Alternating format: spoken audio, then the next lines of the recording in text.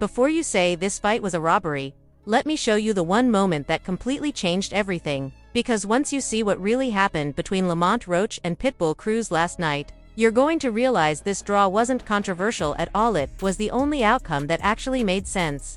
Welcome back to the channel, everyone. It's your boy Fenin. Last night's PBC card was wild from start to finish. We had great matchups, a few questionable moments, and a main event that left a lot of fans arguing. The big question everyone's asking today is this: did Lamont Roach get robbed against Pitbull Cruz? Let's break it all down. The card took place in San Antonio, Texas, and honestly, it delivered a full night of entertainment from start to finish. The energy in the arena was high, the crowd was loud, and every fight felt like it meant something, even the ones that didn't end with the results people were hoping for. That's the thing about boxing nights like this. Sometimes you get clear winners, sometimes you get controversy, and sometimes, like last night, you walk away scratching your head but still glad you watched. In the main event, Lamont Roach stepped into the ring against Pitbull Cruz, and once again Roach left the night with a draw added to his record. And here's the honest truth: while some fans were shouting robbery the moment the scores were read, I didn't see it that way at all. For me, the draw felt justified. It wasn't perfect, it wasn't satisfying, but it was fair. And the more I watch Roach fight at the championship level, the more I feel like this is going to be a repeating pattern in his career. Unless he starts scoring knockouts or finds a way to clearly dominate rounds, he's going to continue running into these close scorecards. Let's break down why. First off, Roach is a talented boxer, no question. He's smart, patient, and technically sharp, but he's also a fighter who spends long stretches of rounds in counterpunch mode. He waits, he reacts, he picks shots, and he works in moments rather than in big bursts. That's a beautiful style when everything is clicking, but it's also the kind of style judges don't always reward unless the work is extremely clean and very obvious. If your punches don't look hard, if your shots aren't shaking the other guy, and if the opponent is the one applying pressure all night, there's a good chance the judges won't lean in your favor. And that's exactly what happened here. Pitbull Cruz fought the way he always fights, right in your chest, pressuring forward, throwing heavy shots, and forcing the pace. He's aggressive, he's physical, and he doesn't give you much room to breathe. Even when he's not landing cleanly, he's still the guy dictating the action. He's the one forcing movement, forcing exchanges, and forcing conclusions from the judges. Roach, meanwhile, was landing nice counters and showing good timing, but he wasn't pulling away in rounds. He wasn't separating himself. He wasn't making it obvious. When you have that style matchup, one guy pressing nonstop, one guy boxing off the back foot, you're going to get split opinions every time. To make things more complicated, Roach got dropped early in the fight, which already put him behind on the cards. A knockdown is automatically a big moment, and in a close fight, it becomes even more important. Yes, Cruz later had a point deducted for a low blow, which evened things back out, but that swing in momentum also changed how Roach approached the fight. Once he got that point back, he seemed more comfortable settling into his boxing rhythm again. But that approach comes with a risk. If you don't dominate the round, judges might not see things the way you see them. And that brings us right back to the draw. The judges scored it 113 to 113 or 114 to 114 across the board, with one judge edging it to Cruz. So overall, the message was clear. It was a close fight, close enough that no one could convincingly take the win. But there's another huge factor. People forget to consider the commentary. All throughout the fight, the commentary team sounded heavily. They were praising everything he did, highlighting his clean counters, and reacting as if he was controlling the fight far more than he actually was. When commentary leans in one direction, fans listening at home start seeing the fight through that lens. Suddenly, exchanges that were close look like big moments for Roach. Shots that Cruz lands don't get the same attention, and that creates a huge gap between the broadcast and reality. So when the official decision came back as a draw, fans who spent 12 rounds listening to praise for Roach felt like something was taken from him. But in reality, the fight was much closer than the commentary made it sound. This is why people need to be careful about letting commentators influence their opinions. They can shape the entire narrative without even meaning to. The truth is simple: Roach is in a tough spot stylistically. He's skilled, but he doesn't dominate. He's talented, but he doesn't separate himself clearly. And when you mix that with judges who value pressure, damage, and aggression, you get razor-thin scorecards. And those razor-thin cards often end in draws. Roach is now stacking them up. And until he adjusts either by pressing the action more, increasing his output, or taking more risks, this won't change. The fight against Pitbull Cruz wasn't a robbery, it was a Roach fight. Close, competitive, but not definitive, draw territory. And unless he changes something major, he'll keep living there. Before we get into the details, make sure you're subscribed to the channel and hit that bell icon so you never miss an upload. And if you're already part of the family, thank you, your support truly keeps this channel going. Now, let's get to it. The fight ended in a majority draw. One judge had it for Pitbull Cruz, while the other two scored it even at either 113 to 113 or 114 to 114. Basically, the result might as well have said, nothing changed. A lot of fans walked away from that fight feeling like Lamont Roach got the short end of the stick. Social media was full of posts calling it a robbery, and plenty of people were convinced he should have walked out with his hand raised. But honestly, I think Roach should be thankful the judges didn't score it as a loss. When you look at how the fight actually unfolded, the draw was a pretty fair outcome, and at one point, it even looked like things were starting to slip away from him.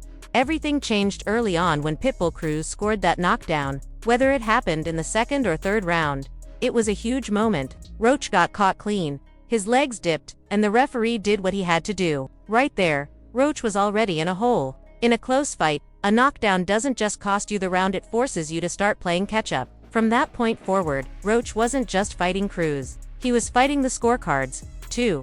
But then the momentum shifted again. A few rounds later, Cruz got hit with a point deduction for a low blow. What's interesting is that the referee didn't give him multiple warnings. I remember only one clear warning, so the deduction felt a little out of nowhere. Whether it was deserved or not, that single moment changed everything. Suddenly, the knockdown Cruz earned earlier was cancelled out. The fight returned to even ground, and Roach had his second chance. And you could see the difference immediately. As soon as Roach got that point back, he relaxed. His shoulders settled. His movement became smoother. It was like the pressure he'd been carrying suddenly lifted. Instead of feeling rushed or forced into firefights, he went back to what he does best, clean boxing. Roach started countering smartly, stepping in with quick shots, stepping out before Cruz could return fire, and finding those tight little openings on the inside. You could tell he felt back in control. But here's the thing, even with that shift in energy, the fight was still extremely close. Yes, Roach was landing nice counters and clean touches, but Cruz was still the one coming forward. He was still applying pressure, still throwing heavier shots, and still making the ring feel smaller every second. Roach boxed well in spots, but Cruz forced the pace every time the action stalled. And when you put those two styles together, one fighter landing cleaner shots and the other forcing the action, it becomes a judgment call. Some judges reward clean counters, others reward pressure, and when those two things clash evenly, the result is usually a split decision or a draw. That's why I don't see this as a robbery at all. Roach did a lot of things right, especially after the point deduction. But he didn't do enough to erase the early knockdown or take full control of the later rounds. He fought well, he adjusted well, but he didn't separate himself clearly. And in boxing, when you don't separate yourself, you leave the outcome up to interpretation. Roach should be relieved. A draw keeps him alive. A loss would have pushed him back down the ladder. But here's the problem. Cruz was the one pressing forward the entire night. Roach was mainly counterpunching. And when you're always reacting instead of leading, not hurting the other guy, and not throwing much more than him, judges are going to be split. One might see you winning the round, another might see you losing it. That's exactly how draws happen. Roach has a habit of easing off the gas and relying too heavily on clean boxing and slick counters, but he's not separating himself enough to clearly take rounds. He's not Floyd Mayweather. Judges won't automatically catch every subtle shot he lands. Meanwhile, Cruz is throwing with power and aggression, and even when some shots miss, enough of them land to make every round competitive. But here's the problem. Cruz was the one pressing forward the entire night. Roach was mainly counterpunching. And when you're always reacting instead of leading, not hurting the other guy, and not throwing much more than him, judges are going to be split. One might see you winning the round, another might see you losing it. That's exactly how draws happen. Roach has a habit of easing off the gas and relying too heavily on clean boxing and slick counters, but he's not separating himself enough to clearly take rounds. He's not Floyd Mayweather. Judges won't automatically catch every subtle shot he lands. Meanwhile, Cruz is throwing with power and aggression, and even when some shots miss, enough of them land to make every round competitive. That's why this fight ended the way it did. And, honestly, Lamont Roach is slowly but surely becoming what some might call a draw machine. His style, while technically brilliant and highly intelligent, almost guarantees that scorecards will be close, razor-thin, and often up for debate. Roach is the kind of fighter who excels at counterpunching, picking his spots, and landing clean, precise shots. But precision alone doesn't always translate into decisive rounds in the eyes of judges, especially when the opponent is constantly pressing forward, forcing exchanges, and dictating the pace. This isn't to say Roach isn't a skilled fighter, far from it, but his calculated, measured approach means that he rarely dominates rounds in a way that makes him impossible to beat on the scorecards. If you put him in the ring with someone like Shocker Stevenson, one of the most dynamic and aggressive fighters in the division, the result could easily be another fight that ends even if Stevenson edges out a round or two with his high volume and pressure style. The truth is, Roach's counters, timing, and defensive skills could neutralize much of that aggression. The rounds could swing back and forth in subtle ways, with some judges giving the nod to Roach for his technical mastery while others reward Stevenson for taking the initiative and landing harder shots. At the end of the night, it wouldn't be shocking if social media erupted with fans debating whether Stevenson actually won or if it was yet another draw for Roach. This pattern isn't new, and it's something that has started to define Roach's career trajectory. He's extremely talented, yes, but the issue lies in how judges interpret fights and what they value most. Aggression, visible damage, and ring control are often weighted heavily, while defensive brilliance, clean counters, and subtle technical dominance may not always be rewarded with clear round wins. That's the kind of dynamic that repeatedly puts Roach in the middle of close fights. He's not losing, he's not getting robbed either, but the outcomes rarely feel decisive. And as fans, commentators, and analysts continue to dissect these fights, the same conversation keeps coming up. Roach fought well, but he didn't do enough to separate himself. The real danger for Roach isn't that he lacks skill, it's that, without adjusting his style to occasionally force more visible dominance, he may continue stacking draws in his record. That's not a criticism of his boxing IQ or ability, it's simply a reflection of how the sport is scored. And make no mistake, the fans notice. Every fight that ends in a draw adds to the narrative that Roach is a master technician who can't quite secure the victory without making bolder choices. If he faces someone like Stevenson, it's entirely possible he could walk away without a loss, but also without a clear win, adding yet another chapter to his draw machine reputation. In the end, Roach's career is a fascinating case study in modern boxing. Skillful, intelligent, and highly technical fighters often find themselves in limbo if they don't occasionally dominate rounds in an obvious, eye-catching way. Until Roach changes his approach or finds ways to combine his technical brilliance with more assertive aggression, we're going to see more close calls, more debates, and yes, more draws. It's not about him losing. It's about the fine line between victory and stalemate in high-level boxing, and Roach has walked that line masterfully, and repeatedly. Roach is talented, no question, but until he finds a way to separate himself more clearly in these rounds, this is the pattern we're going to keep seeing.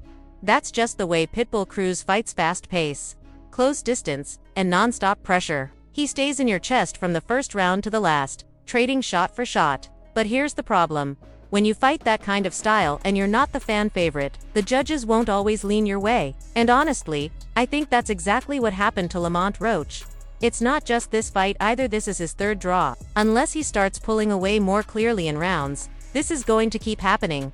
Now, let me say something about the commentary that night. The broadcast team was extremely pro-Roach, way more than they should have been, and that heavily influenced how people viewed the fight. As the commentators kept praising everything Roach did, they made it sound like he was far ahead on the scorecards. Meanwhile, when they'd cut to Larry Hazzard's unofficial card, he had the fight close, but the commentary gave fans the impression that Roach was dominating. So when the decision came back as a draw, fans got mad, thinking he'd been robbed, even though the rounds were actually tight. I don't know if there's an easy solution to this. The only real way to avoid commentary affecting public perception would be to do it old-school radio-style, simple punch-by-punch calls with no opinions. But realistically, that's never going to happen. Either way, I thought the draw was fair. Roach wasn't robbed. If anything, he robbed himself by not doing more to separate the rounds. As for the fight before that, I also think it was a draw. To be honest, I fell asleep during O'Shaquie Foster versus Stephen Fulton Jr., but from everything I've seen, heard, and read, it ended in another close, even fight. The highlight of the whole night for me was Frank Martin. He absolutely stole the show. He knocked out Rance's Barthélemy with a beautiful counter right hand slipped a shot. Fired straight down the middle, and shut the lights off instantly. Perfect timing. Perfect placement. Barthélemy was out cold. Overall, both main events were solid fights, but you walk away wishing there were clearer outcomes. O'Shaquie still keeps his 130-pound title since it wasn't on the line, and the interim belt stays empty. Cruz remains an interim champion too. Whether at WBA or WBC. A good night of boxing, but definitely a night full of draws. Right now, Pitbull Cruz holds the interim title whether it's under the WBA or WBCA, and once the full championship belt becomes available, he should be in line to fight for it. But that's my breakdown of the whole situation. Let me know your thoughts in the comments. And as always, I appreciate you tuning in. I'm out. Deuces.